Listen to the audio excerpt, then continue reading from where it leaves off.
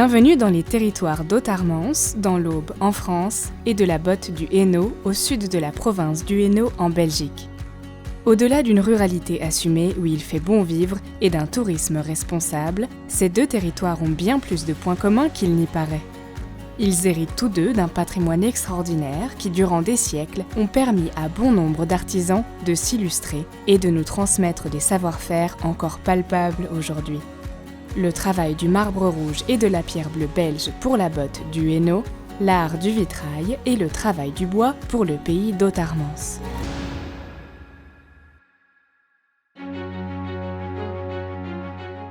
Le pays d'Haute-Armance est un territoire occupé à plus de 30% par des forêts qui forment le trait d'union entre la zone forestière de la Champagne humide et les plateaux boisés de l'Île-de-France. La surface des plateaux se pare d'une végétation forestière riche et vigoureuse où dominent le chêne et le charme. Ce n'est pas un hasard si le CFPPA de l'Aube et le lycée de Crogny sont implantés depuis près de 50 ans sur la commune de Loges-Margueron. Ce centre d'apprentissage est le centre de référence en France pour la formation au métier de la filière bois.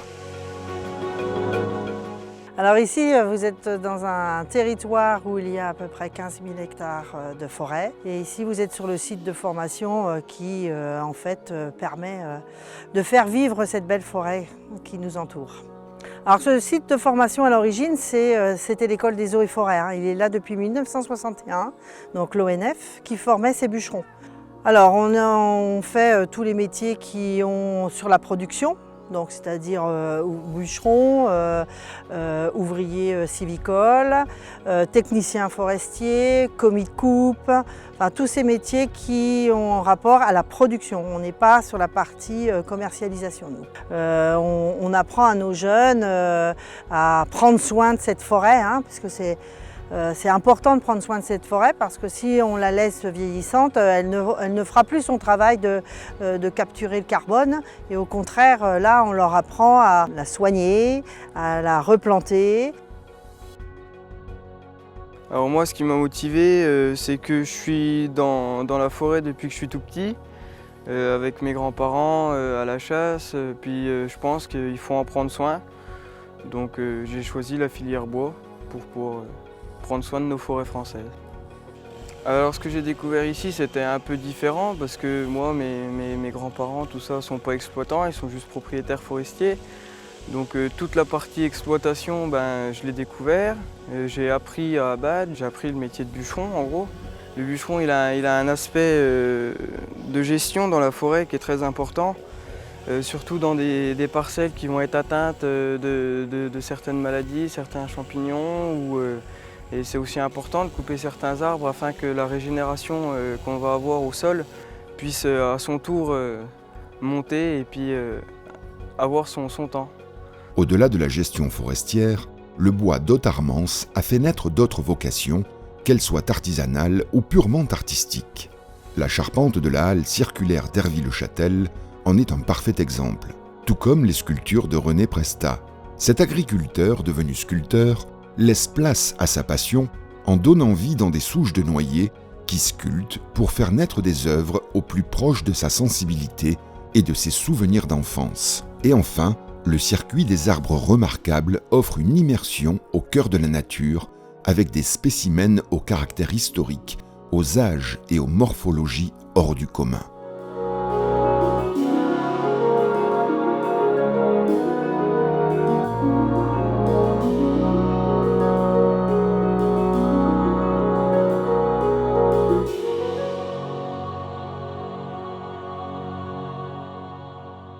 Comme pour le bois, le travail du verre et du vitrail sur le territoire d'Haute-Armance trouve son origine dans l'histoire.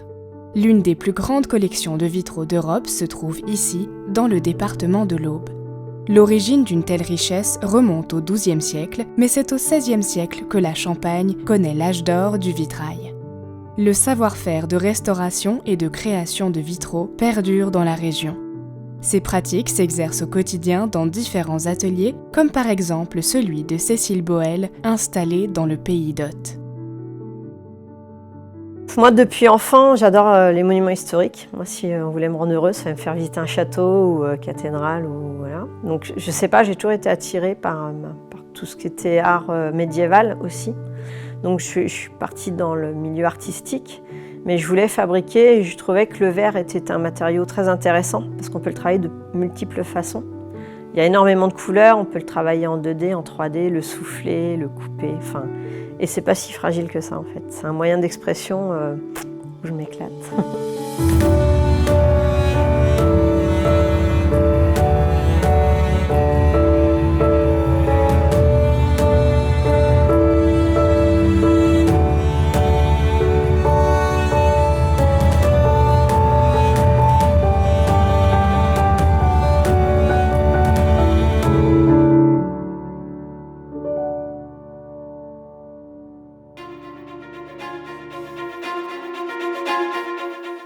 Nous sommes dans le sud de la Belgique et le temps s'écoule sur la botte du Hainaut qui partage son savoir-faire et son glorieux passé entre marbre rouge et pierre bleue belge.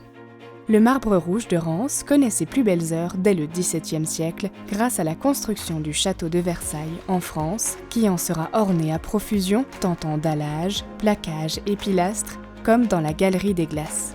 L'exploitation locale du marbre rouge prospérera jusqu'à la Seconde Guerre mondiale, grâce à la mécanisation de l'industrie marbrière, l'évolution des techniques dans ces métiers et par la mise en place d'un réseau commercial dès le XVIIe siècle par une famille de marbriers rançois menant au développement d'une production spécialisée de l'industrie monumentale. L'exportation du marbre rouge de Rance a alors lieu dans toute l'Europe grâce à la diversification et l'intensification du transport. Si aujourd'hui, les marbreries ne sont plus en fonctionnement et les carrières fermées à l'exploitation, quelques sites sont encore les témoins de cet âge d'or du passé et dans son rôle de gardien de la mémoire, le musée du marbre à Rance renferme des richesses sur l'histoire, le savoir, les gestes et les outils propres qui ont fait rayonner ce territoire au-delà de ses frontières. Et ce n'est pas un hasard si cet héritage a favorisé la naissance de vocations du côté de la jeunesse contemporaine.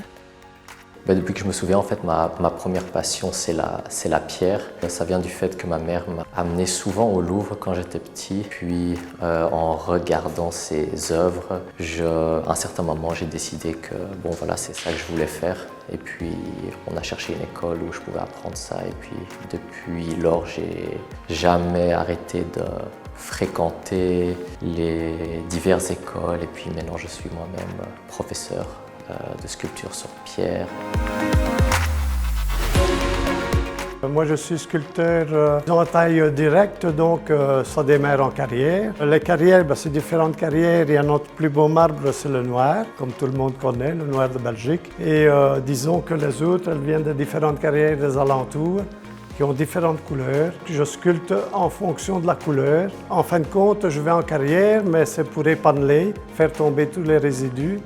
Et j'enlève également tout ce qui est veine calcite qui n'est pas correct et qui me permet de faire du clivage. Le clivage se retrouve surtout dans le noir. Disons, ce clivage reste en général après le taillage. Disons que c'est lui qui m'inspire pour la forme des pièces.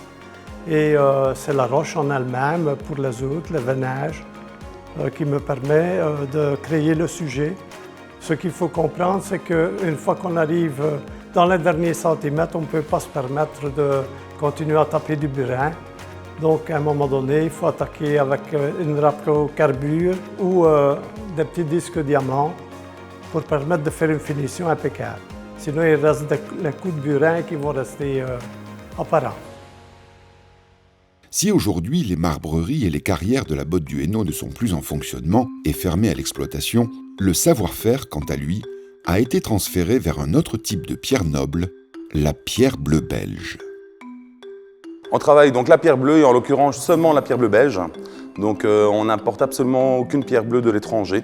Je pense qu'il faut profiter de la qualité de la pierre bleue que nous avons en Belgique. Donc forcément on essaie de la préserver et j'essaye aussi de la mettre en avant et de sauvegarder justement le savoir-faire et des carrières et des tailleurs de pierre chez nous.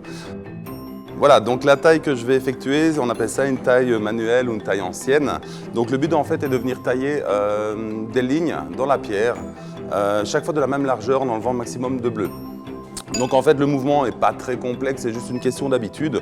Donc le tour en fait c'est de rentrer dans la pierre avec le burin et le maillet, ensuite un petit mouvement de poignet gauche-droite pour redresser et de revenir repercuter. Donc en fait on le répète indéfiniment jusqu'au moment où en fait on se sent bien et là on peut accélérer. Tous les gestes qui servaient avant à façonner une pierre sont restés comme aspect de taille, même dans la taille moderne. Ici, on va se servir de la chasse. Côté de Soigny, il s'appelait un brichot. Et c'est un outil qui permet d'enlever des gros morceaux de pierre. Donc ici, par exemple, si on voudrait redresser cette pierre-ci pour la remettre droite, on donne des petits coups.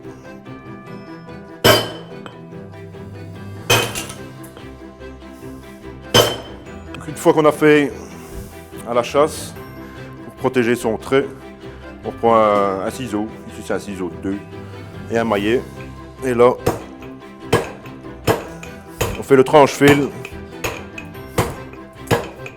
Et une fois qu'on a protégé l'arête, et là le principe, donc c'est une pointe, c'est de faire des traits parallèles l'un à l'autre.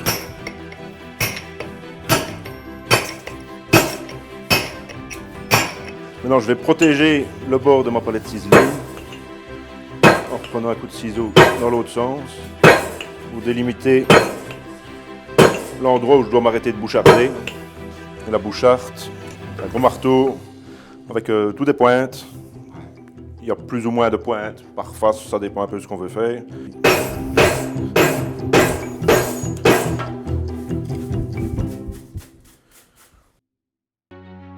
À l'origine, il y a 13 ans, j'ai eu un premier apprenti qui s'appelle Antoine et qui est devenu un de nos ouvriers.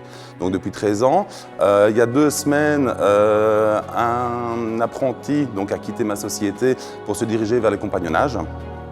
Et normalement, la semaine prochaine, j'ai un nouvel apprenti qui revient, et ce afin de perpétrer, de faire connaître un métier méconnu et de sauvegarder justement un savoir-faire.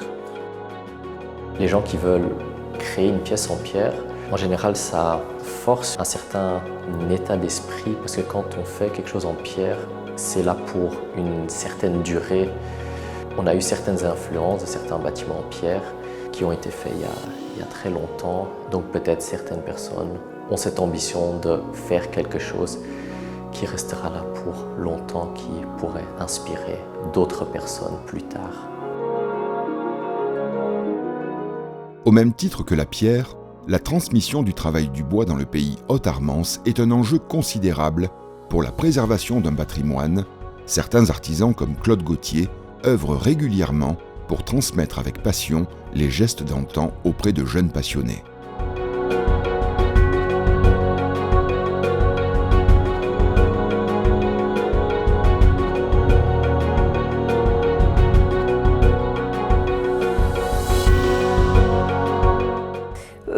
Moi, là où j'en suis aujourd'hui, ce sera plutôt dans la transmission, justement. Pourquoi pas, ouais. Enfin, bon, j'ai beaucoup de travail à l'atelier, mais oui, ça fait un moment que je pense, oui, pourquoi pas me tourner vers le professorat. Bon, pas à temps plein pour garder mon entreprise, mais oui, donc c'est à l'étude, là.